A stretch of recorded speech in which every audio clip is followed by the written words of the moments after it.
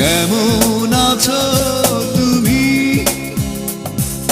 সুখী হতে পেরেছো কিনা জানতে বড় সাধু হয়। আমাকে ভুলেছো কিনা? কেমন আছো তুমি? সুখী হতে পেরেছো কিনা জানতে বড় সাধু হয়। আমাকে ভুলেছো কিনা? তুমি